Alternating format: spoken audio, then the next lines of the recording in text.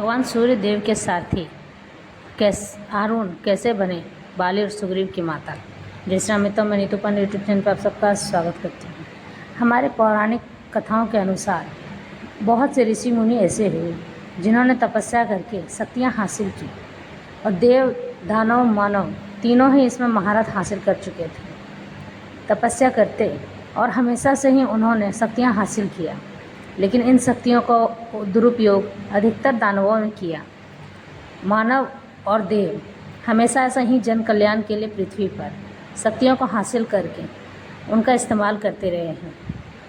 इसी तरह की एक कहानी और है भगवान सूर्यदेव के सारथी अरुण की, कि एक पुरुष होते हुए भी माता कैसे बन गए। हमारे धर्म ग्रंथों में माना गया है कि बाली और सुग्रीव अरुण के ही पुत्र थे। सुग्रीव के पिता सूर्य और माता अरुण थे तथा बाली के पिता इंद्र और माता अरुण थे। आखिर किस प्रकार इनका जन्म हुआ। सूर्यदेव रोजाना ही 7 सफ़ेद घोड़ों के रथ पर सवार होकर निकलते हैं, जिसके सारथी अरुण हैं।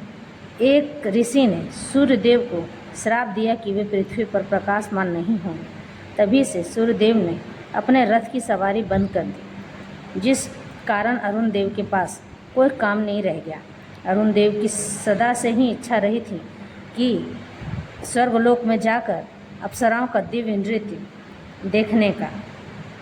अरुण ने इसी अवसर का लाभ उठाकर एक युवती का वेश धारण कर लिया और अप्सराओं का नृत्य देखने स्वर्गलोक पहुंच गए। इंद्र, जो कि इस नृत्य का आनंद ले रहे थे, तभी युवती बने अरुण को देखा और उस पर मोहित हो गए। फिर दोनों ने समागम किया और कालांतर में अरुण ने एक बालक को जन्म दिया, जिसके सुंदर बाल होने के कारण उनका नाम बाली हुआ।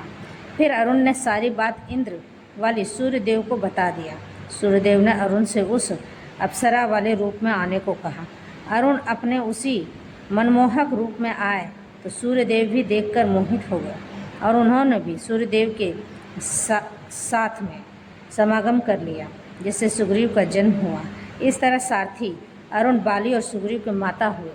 आने वाले भविष्य में रामचरितमानस में बाली और सुग्रीव का वर्णन मिलता है। सुग्रीव ने अपनी वानर सेना के साथ भगवान श्री रामचंद्र जी का साथ दिया था रावण से युद्ध करने में। ये बात सभी जानते हैं।